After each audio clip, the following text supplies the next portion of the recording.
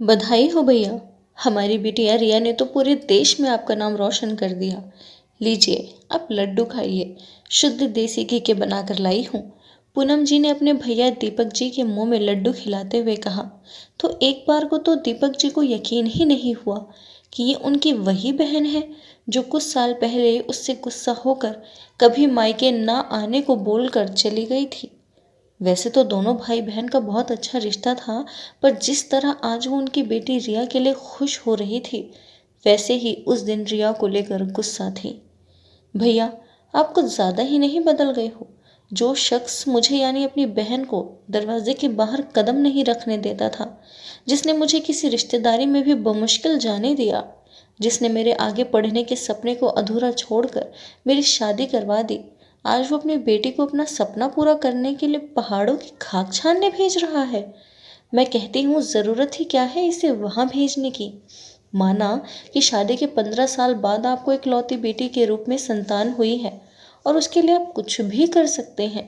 ये मॉडर्न कपड़े और मोटरसाइकिल चलाने तक तो फिर भी ठीक था, पर ऐसे भी क्या सपने हैं आपके लाडों के कि जिनके लिए आप ये भी भूल जाएं कि वो एक लड़की है, और यूं अकेले पहाड़ों पर जाना उसके लिए सही नहीं है। अपनी बहन की ऐसी बातें सुनकर दीपक जी को बहुत दुख हुआ था। दीपक और पूनम जी के पापा का स्वर्गवास जब हुआ था, दीपक महज 6 साल का और पूनम तो पैदा ही हुई थी।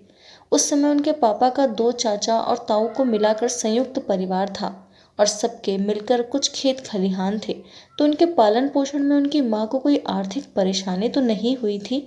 पर दीपक के थोड़े बड़े होते ही बाहर की सारी जिम्मेदारी माँ के कंधों को हल्का कर अपने कंधों पर ले ली थी, और पूनम तो उनसे पूरे 6 साल छोटे बिन बाप की बच्ची थी। तो दीपक जी उसे अपनी जान से भी ज़्यादा प्यार करते थे।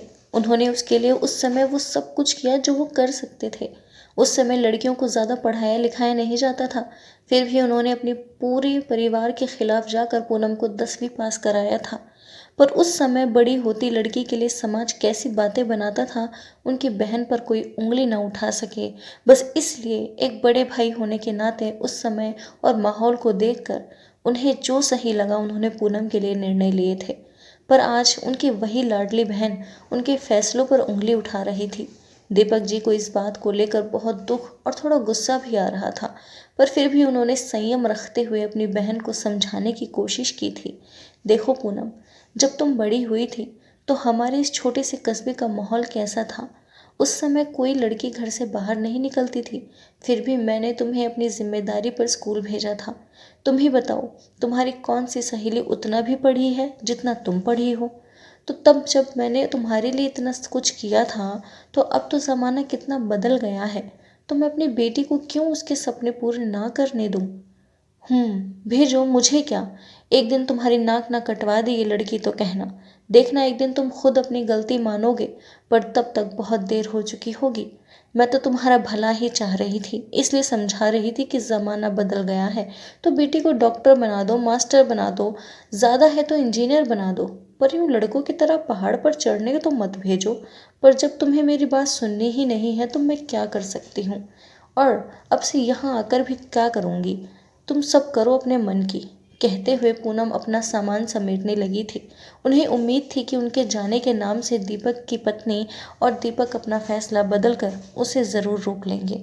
पर दीपक जी ने उन्हें नहीं रोका था, क्योंकि बात अगर उनकी होती तो शायद वो अपने सपनों से समझौता कर भी लेते, पर अपनी बेटी के सपने को वो अधूरा नहीं छोड़ सकते थे।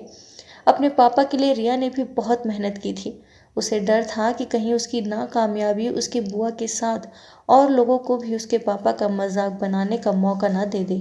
और आज उसकी वही मेहनत रंग लाई थी। उसने सबसे कम समय में एवरेस्ट की चोटी पर तिरंगा फहराने का रिकॉर्ड बनाया था। देश की हर न्यूज़ चैनल, हर अखबार में सिर्फ उसके ही चर्चे हो रहे थे, जिसकी वजह से दीपक जी को बधाई देने वाले लोगों का तांता लगा था। पर दीपक जी की आंखों को पूनम जी की बधाई ने नम कर दिया था। उनकी आंखों की नमी देखकर पूनम जी माफ़ी मांगते हुए बोली, मुझे माफ़ कर दीजिए भैया। न जाने क्यों मैं अपने अधूरे सपनों के लिए ये भूल कर कि आपने उस जमाने में जो मुझे दिया उसका आधा भी किसी और को नहीं मिला, आपको दोषी मान बैठी। मुझे लगने लगा था मैं भी तो इस घर की बेटी थी। जब मेरे सपने पूरे नहीं हुए तो रिया के भी क्यों हों। पर आज जब रिया ने आपका नाम रोशन किया तो एहसास हुआ कि कितनी गलत थी मैं। अब ज़माना कहाँ से कहाँ पहुँच गया और मैं आज भी अपने पुराने ज़माने में उलझी थी। पर अब मैं आज से बल्कि अभी से ये कसम लेती हूँ कि अब मेरी बेटियाँ भी जो करना चाहेंगी मैं उन्हें वही करने दूँगी। कोई लड़का लड़की का भेदभाव नहीं करूँगी। इसी बात पर शुद्ध देसी घी का लड्डू एक और खिलाओ। पूनम, आखिर बेटी के साथ साथ मेरी बहन ने भी तो अपने विचारों को बदलने की लड़ाई जीती है। हाँ हाँ, लो भैया, सारे आपके लिए ही तो हैं। कहते हुए पूनम जी दीपक जी के गले लग गई और दीपक जी ने अपनी प्यारी बहन के माथे को प्यार से चूम लिया। तो दोस्तों, कैसी लगी आपको मेरी यह कहानी? कहानी अच्छी लगी हो तो लाइक कीजिए, शेयर कीजिए और अच्छी अच्छी कहानी सुनने के लिए मेरे चैनल को सब्सक्राइब ज़रूर कीजिए। Thanks for watching.